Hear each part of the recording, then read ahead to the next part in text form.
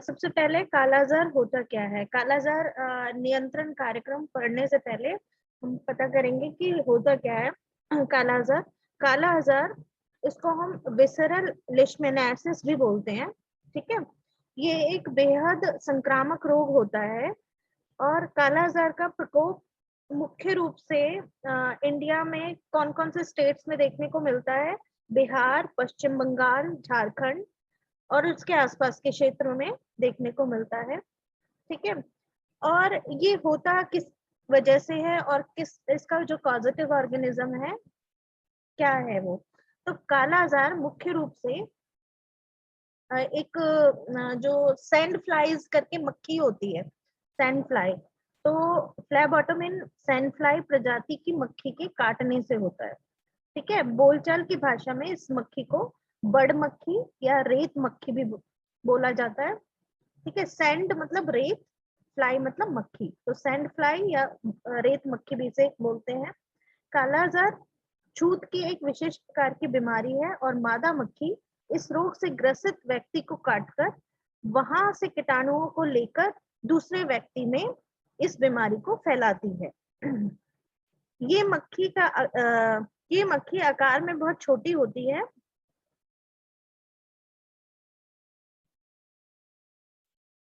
ये इतनी ज्यादा छोटी होती है, जो एक नॉर्मल मच्छर होता है ना, उसके भी 1/4 इसका जो है इसका साइज होता है।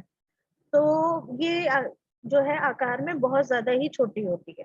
उसके बाद देखेंगे हम कि इसके लक्षण क्या क्या होते हैं काला आजार के। तो काला आजार के लक्षण में सबसे पहले तेज बुखार, शरीर में कमजोरी महसूस करना, एनीमिया, लीवर और स्प्लीन यानी कि प्लीहा में सूजन, फिर है भूख न लगना, फिर है शरीर का रंग पीला पड़ जाना, हाथ, पैर, पेट या चेहरे का रंग भूरा भी हो जाता है, स्किन यानी कि चमड़ी ड्राई हो जाती है, सूखी हो जाती है, और उसके अलावा बालों का गिरना, ये इसके लक्षण हैं। और इसको हम क्या रोकने के लिए क्या प्रिकॉशंस हम ले सकते हैं, क्या प्रिवेंशन में हम क्या चीज फॉलो करेंगे? उसमें है काला आजार को रोकने के लिए कोई टीका तो नहीं बना है, लेकिन इसमें जो है कई सावधानियां हम बरत सकते हैं। जैसे ये ज्यादातर बच्चों में देखने को मिलता है, तो इसमें हम बच्चों को लेकर क्या सावधानियां बरत सकते हैं कि शाम के समय बच्चे खेल कूदने के लिए बाहर जब जाते हैं तो उनको पूरा कपड़ा पहनाकर ही हम जो है खेलने भेजें या घर में ही खेलने को कहें। ठीक है, उसके अलावा जल जमाव या नमी वाले इलाके में ये मक्खी पनपती है, जहाँ पे मॉइस्चर रहता है, ठीक है, नमी रहती है या पानी खड़ा हुआ रहता है, वहां उस जगहों पे ये मक्खी ज्यादा पनपती है। तो हमें अपने आसपास जो है सफाई रखनी चाहिए, पानी जो है या नमी जो है, ऐसा वातावरण ना हो हमारे आसपास। सबसे अच्छा उपाय तो यह है कि आप अपने आपको बड़ मक्खी या रेत मक्खी के काटने से बचाएं। ठीक है, ये मक्खी शाम से लेकर सुबह के बीच में ज्यादा सक्रिय होती है, तो सभी लोगों को अपने शरीर को कपड़ों से ढककर रखना चाहिए, यानी कि पूरे कपड़े पहनने चाहिए। ठीक है, उसके बाद घर में कीटनाशक का प्रयोग करें, बिना मच्छरदानी के बच्चों को ना सुलाएं। ठीक है, ये चीजें हम जो है कर सकते हैं। उसके बाद अब हम पढ़ेंगे कि काला आजार नियंत्रण कार्यक्रम क्या होता है। तो राष्ट्रीय स्वास्थ्य नीति 2002 यानी कि नेशनल हेल्थ पॉलिसी 2002 के अंतर्गत सन 2010 तक देश से कालाजार उन्मूलन का लक्ष्य रखा गया था। जब 2002 में नेशनल हेल्थ पॉलिसी बनी तो उसके अंडर ये बताया गया कि 2010 तक काला आजार को पूरी तरह जो है देश से खत्म कर दिया जाए, काला आजार उन्मूलन, ये गोल रखा गया था। तो इसके तहत सन 2003-4 से स्थानिक मारी वाले राज्यों में कालाजार नियंत्रण हेतु केंद्र सरकार 100% सहायता दे रही है। तो इसको पूरी तरह से खत्म करने के लिए क्या किया गया, 2010 तक का गोल था कि 2010 तक पूरी तरह खत्म हो जाएगा। तो 2003 और 2004 से लगातार जो सेंट्रल गवर्नमेंट है वो सभी जितने भी जहां भी काला आजार ज्यादा देखने को मिलता है, ठीक है, ये महामारी ज्यादा देखने को मिलती है, वो वहां पे जो है अपनी जो सपोर्ट कर रही है, जो भी चीजें चाहिए, जो भी हेल्प चाहिए, सेंट्रल गवर्नमेंट स्टेट गवर्नमेंट्स को हेल्प कर रही है। उसके बाद है काला आजार बिहार, झारखंड और पश्चिम बंगाल में एक गंभीर गंभीर जन स्वास्थ्य समस्या है। अब इसके जो काला आजार उन्मूलन कार्यक्रम था, उसके एक्शन प्लान क्या थे कि क्या क्या इसके अंडर हमें करना है। तो इसके एक्शन प्लान में सबसे पहले था कि काला आजार के रोगियों के निदान एवं उपचार हेतु त्वरित निदान किट की व्यवस्था करना। निदान मतलब डायग्नोसिस, उपचार मतलब ट्रीटमेंट, ठीक है। तो काला आजार के जितने भी जो पेशेंट्स थे, उनकी पहले तो डायग्नोसिस होना चाहिए, अगर डायग्नोसिस होता है कि काला आजार है तो उनका ट्रीटमेंट, ठीक है। तो उसके लिए रैपिड डायग्नोस्टिक किट की जो है वो अरेंजमेंट की गई यानी कि त्वरित निदान किट। और दूसरा मुख्य उसके उपचार हेतु जो है मेडिसिन, उसको जो है अरेंज किया गया। मेडिसिन कौन सी थी? मिल्टेफॉर्सिन, ठीक है, ये ऑरली देते थे हम, ठीक है। उसके बाद है वेक्टर नियंत्रण के माध्यम से रोग का संचरण रोकना। वेक्टर मतलब यहाँ पे कौन है वेक्टर? सैंड फ्लाई, रेत मक्खी यहाँ पे वेक्टर है।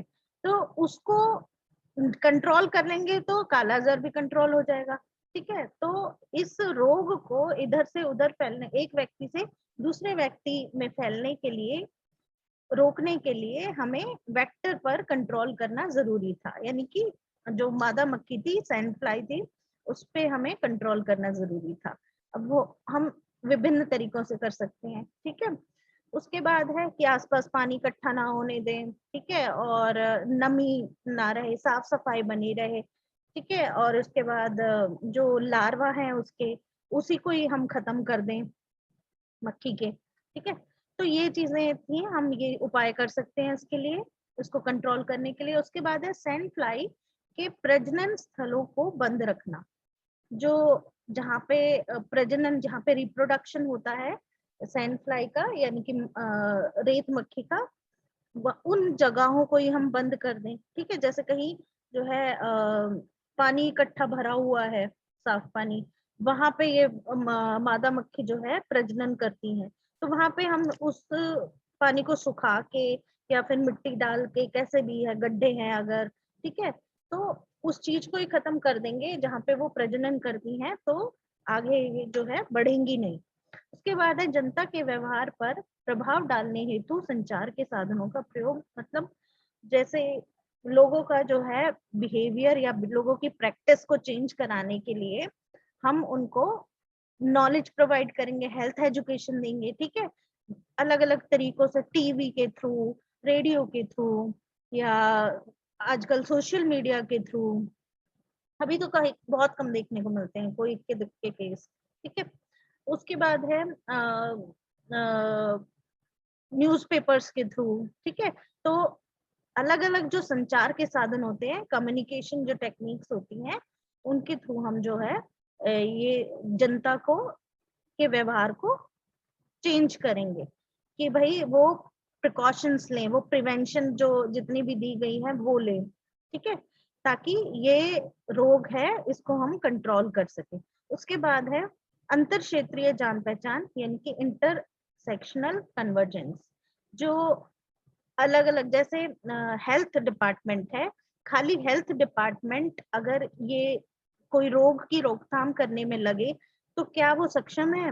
नहीं, वो अकेला कुछ नहीं कर सकता, इसके लिए उसे दूसरे क्षेत्रों की भी जो है जरूरत पड़ेगी, सपोर्ट की जरूरत पड़ेगी, उनकी हेल्प की जरूरत पड़ेगी।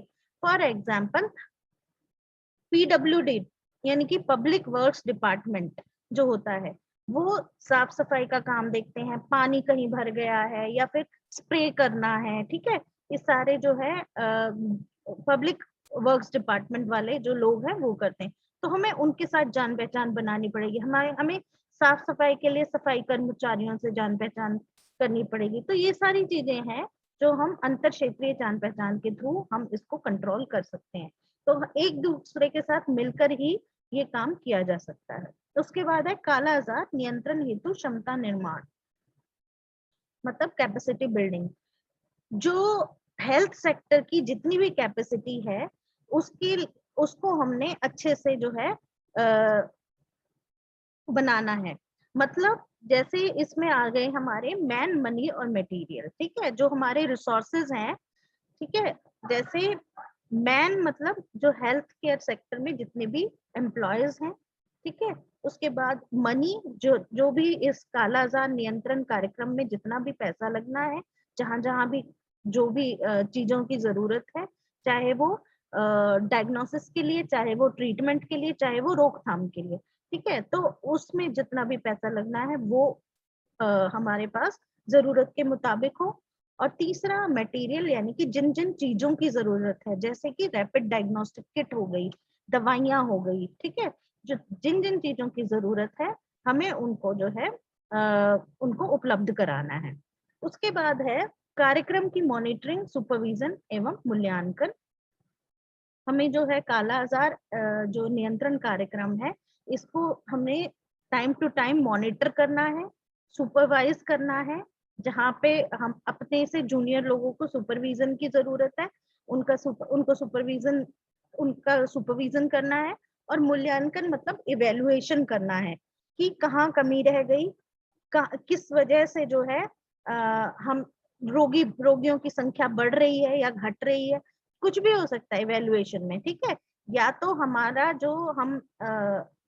जो प्लान है, जो कार्य योजना है, अगर वो सही ढंग से हम कर रहे हैं, ठीक है, इम्प्लीमेंट, तो मूल्यांकन में आएगा कि रोगियों की संख्या कम हो रही है, ठीक है, ये कंट्रोल हो रहा है रोग। अगर हमारी कहीं कमी रह गई या कोई क्षेत्र छूट गया, तो किसी भी तरह की कोई भी जो है हमसे कमी रह गई है, तो हमारा मूल्यांकन में हम क्या देखेंगे कि रोगियों की संख्या बढ़ रही है, यानी कि हमारे जो एक्शन प्लान है उसमें कहीं ना कोई कमी है, ठीक है। तो हम उस चीज को फिर पूरी करेंगे, तो उस कमी को ठीक करेंगे। उसके बाद है कार्य संचालन हेतु अनुसंधान को बढ़ावा देना। अनुसंधान मतलब रिसर्च। तो इसको कार्य जो भी हम कर रहे हैं उसको ढंग से उसका मैनेजमेंट हो, ठीक है, वो सुचारू रूप से चलता रहे, इसके लिए हमने रिसर्च जो है करनी है कि भाई किस एरिया, रिसर्च क्या करेंगे हम इसमें कि भाई किस एरिया में किस वजह से और किन लोगों में ये ज्यादा हो रही है, ठीक है। हम उसका जो है कॉज पता करेंगे, क्यों हो रही है, ठीक है। और हम उसका जो है उस हिसाब से देखेंगे कि इसके लिए हम क्या जो है एक्शन प्लान बना सकते हैं, ठीक है। तो ये हो गया हमारा काला आजार एलिमिनेशन प्रोग्राम, यानी कि काला आजार नियंत्रण कार्यक्रम। दूसरा है हमारा जापानी एनकेफेलाइटिस नियंत्रण। इसके लिए हम पहले पढ़ेंगे जब जापानीज एनकेफेलाइटिस होता क्या है, ठीक है। जापानीज एनकेफेलाइटिस एक वायरल संक्रमण है, इसको हम दिमागी बुखार भी कहते हैं, ठीक है। तो जापानीज एनकेफेलाइटिस एक वायरल संक्रमण है जो मस्तिष्क और रीढ़ की हड्डी को प्रभावित करता है। मस्तिष्क मतलब ब्रेन, ठीक है। और ये फ्लैवीवायरस जो वायरस है इसका, जापानीज एनकेफेलाइटिस का, उसका वो बोल देंगे हम फ्लैवीवायरस, उसका नाम है। जब कोई भी मच्छर इस फ्लैवी वायरस से संक्रमित होता है, इन्फेक्टेड होता है, वो मच्छर किसी जो है इंसान को काटे, ठीक है, तो उसकी वजह से ये रोग फैलता है। तो फ्लैवी वायरस से संक्रमित मच्छर के काटने से ये रोग फैलता है। इसके कारण बुखार, सिरदर्द, भ्रम, दौरे और कुछ मामलों में मौत भी हो सकती है। यह संक्रमण सबसे अधिक बच्चों को प्रभावित करता है और गर्मी के दौरान अधिक सक्रिय रूप से फैलता है, ठीक है। भारत में 1955 में जापानीज एनकेफेलाइटिस का पहला मामला सामने आया था। देश के विभिन्न हिस्सों में इसका प्रकोप था, परंतु असम, कर्नाटक, उत्तर प्रदेश, बिहार और झारखंड में इसका प्रभाव ज्यादा है। उसके बाद जब जो भारत में जापानीज एनकेफेलाइटिस का जो टीकाकरण है वो कब शुरू हुआ? 2006 में शुरू हुआ। ठीक है, इसमें 11 जो है राज्य, उनको सबसे पहले कवर किया गया था। अभी के लिए इतना ही पढ़ेंगे हम। उसके बाद है कि इसके लक्षण क्या है। पहले हम पढ़ेंगे इसके कारण क्या है। तो जापानीज एनकेफेलाइटिस एक फ्लेविवायरस से होता है जो दोनों मनुष्य और पशुओं दोनों को प्रभावित करता है। यह वायरस एक संक्रमित मच्छर के काटने के माध्यम से पशुओं से मनुष्य में पारित होता है। ये मनुष्य से मनुष्य में जो है इन्फेक्शन नहीं जाता है, ये पशुओं से और मनुष्य में जाएगा। ठीक है, उसके बाद सुअर और पक्षी जापानीज एनकेफेलाइटिस वायरस के मुख्य वाहक हैं। अगर एक मच्छर इन्हें काटने के बाद आपको काट ले तो संक्रमण आपको पारित हो जाता है। ठीक है, मुख्यतः मच्छर कृषि और ग्रामीण क्षेत्रों में रहते हैं और रात में के समय काटते हैं। उनका लार्वा पानी से भरी हुई जगहों में पनपता है, जैसे बाढ़ के पानी से भरे हुए चावलों के खेत। ठीक है, चावलों के खेतों में पानी भरा रहता है ना, तो क्या होगा अगर आसपास आपके सुअर हैं, कुछ ऐसे खुले घूम रहे हैं, मच्छर ने अगर उसको काट लिया सुअर को और उसके बाद मच्छर ने आपको काट लिया, तो जापानीज जो फ्लेवी वायरस है, इसका वायरस जो है वो आपको जापानीज एनकेफेलाइटिस कर देगा। उसके बाद इसके लक्षण क्या है? लक्षण में सबसे पहले बुखार, दौरे, गर्दन का अकड़ना, भ्रम, बात करने में असमर्थता, शरीर के अंगों के बेकाबू झटके यानी कि कंपन। उसके बाद है इनकी फिट्स जिसे हम कहते हैं। ठीक है, उसके बाद है मांसपेशियों में कमजोरी या पक्षाघात। ठीक है, पक्षाघात, पैरालिसिस, तो ये चीजें हो सकती हैं। उसके बाद हम पढ़ेंगे कि इसका डायग्नोसिस कैसे होता है। डॉक्टर क्या करते हैं, सबसे पहले मरीज के लक्षणों पर ध्यान देते हैं, जैसे कि वो जो पेशेंट है वो कहाँ रहता है, कहाँ यात्रा करता है। ठीक है, यह रोग होने की संभावना निर्धारित करने में मदद कर सकता है। आप अगर मान लीजिए वो ऐसे क्षेत्र में रहता है जहाँ आसपास पशु, ज्यादातर सुअर पाले जाते हैं या सुअर इधर उधर घूमते हैं, या ऐसी जगह पे है उसका घर जो आसपास कहीं पानी भरा रहता है, ठीक है, जहाँ मच्छर जो है बहुत ज्यादा है, तो ये चीजें इसलिए पूछी जाती हैं ताकि उनको थोड़ा आइडिया लग सके डॉक्टर को कि ये किस वजह से है। ठीक है, यदि किसी डॉक्टर को आपके जापानी एनकेफेलाइटिस से संक्रमित होने पर संदेह होता है तो मरीज का परीक्षण होता है, जैसे कि सीटी स्कैन करवाते हैं, एमआरआई करवाते हैं, फिर लंबर पंचर भी कई बारी जो है करवाया जाता है। जैसे रीढ़ की हड्डी से, लंबर पंचर में होता क्या है, रीढ़ की हड्डी से एक जो है द्रव जांच के लिए निकालते हैं। ठीक है, उसके बाद है इम्यूनोफ्लोरेसेंस, एक टेस्ट होता है जिसमें कि एंटीबॉडीज जो है पता करते हैं, ह्यूमन एंटीबॉडीज अगर उस वायरस के लिए बनी है तो वो भी कराते हैं। तो ये सारे डायग्नोसिस हो गए। उसके बाद जापानीज एनकेफेलाइटिस में क्या रिस्क है और क्या कॉम्प्लिकेशन है। ठीक है, तो जापानीज एनकेफेलाइटिस से संक्रमित होने का खतरा बारिश के दौरान और उसके बाद सबसे अधिक होता है क्योंकि मच्छर बहुत ज्यादा पनपते हैं। हालांकि कुछ ऐसी गतिविधियां हैं जो संक्रमित होने के आपके जोखिम को बढ़ा सकती हैं, जैसे लंबे समय तक जापानी एनकेफेलाइटिस से उच्च जोखिम वाले क्षेत्रों में रहना, जहाँ पे ये फैला हुआ है रोग, वहां लंबे समय तक रहना। ठीक है, ऐसे में आपको होने का खतरा ज्यादा होगा। उसके बाद है उस जगह पे यात्रा करना या ग्रामीण इलाकों का दौरा करना, विशेषकर बरसात के मौसम में। इन गतिविधियों का मतलब है कि आपकी संक्रमित मच्छरों से संपर्क में आने की संभावना अधिक है।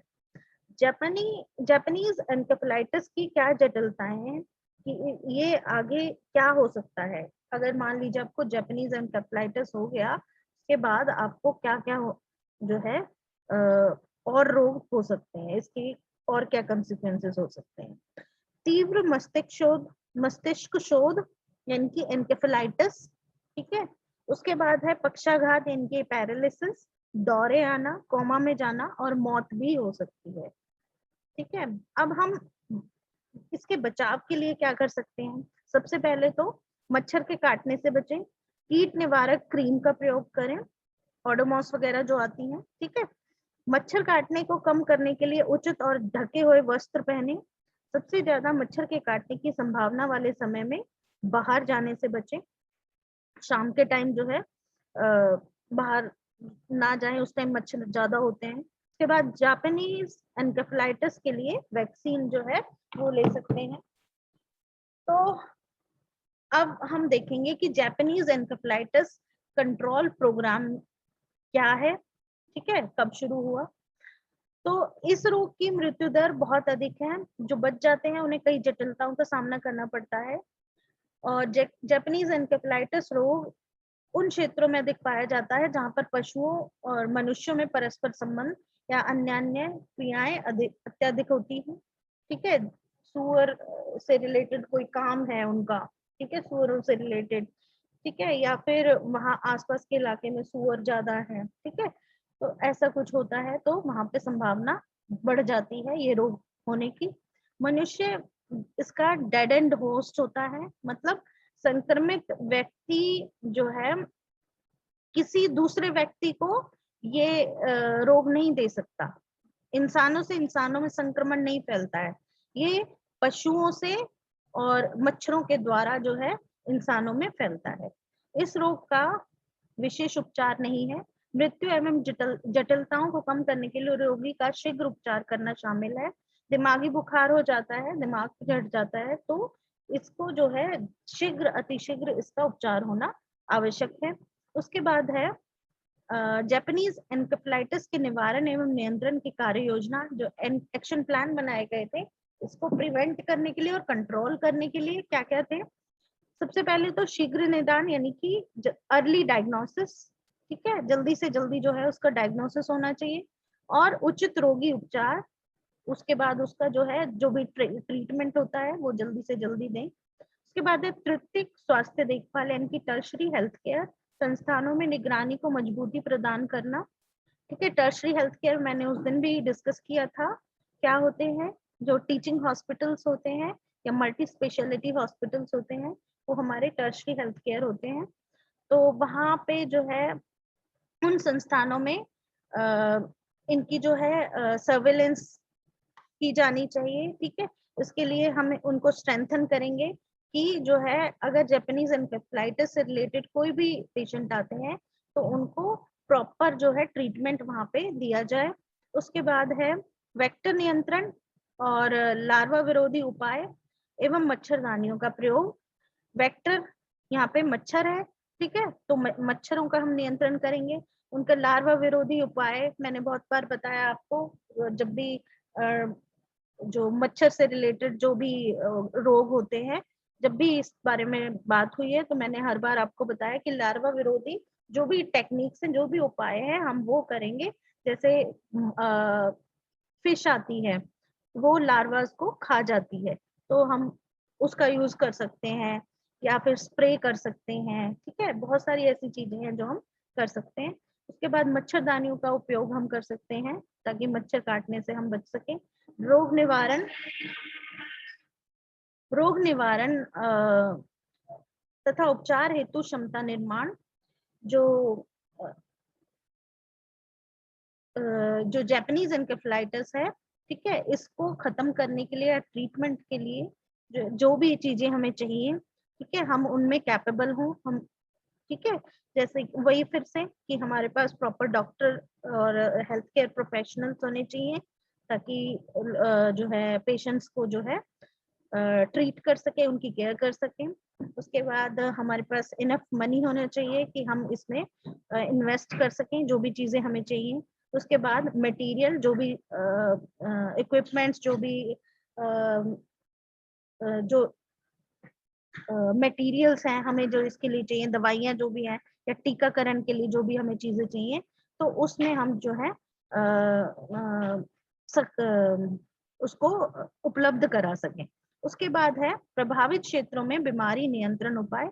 जो भी जापानीज एनकेफेलाइटिस में जो जहाँ जिन क्षेत्रों में ये बीमारी ज्यादा फैली हुई है, वहां पे इसके कंट्रोल करने के जल्दी से जल्दी हमें उपाय करने चाहिए। भारत सरकार ने सन 2006 से व्यापक प्रतिरक्षण कार्यक्रम यानी कि इम्यूनाइजेशन जो प्रोग्राम है उसके तहत 2006 से बीमा प्रभावित जिलों में जापानीज एन्केफेलाइटिस का टीका प्रारंभ किया है। यह टीकाकरण 15 वर्ष तक आयु के सभी बच्चों को किया जाएगा। ठीक है, उसके बाद है वेक्टर नियंत्रण के संरक्षण में रहना। ठीक है, जितनी भी जो वेक्टर नियंत्रण से रिलेटेड जितने भी उपाय हैं हम वो करेंगे। उसके बाद है शरीर को पूरी तरह ढककर रखना, मच्छरदानियों का प्रयोग, जागरूकता आदि उपाय शामिल हैं। लोगों को जागरूक करें कि वो मच्छरों से बच के रहें, इसके लिए जितने भी उपाय हैं वो कर सकते हैं। उसके बाद सुअरों से दूर रहना आवश्यक है। ठीक है, तो ये रहा हमारा जापानीज एन्केफेलाइटिस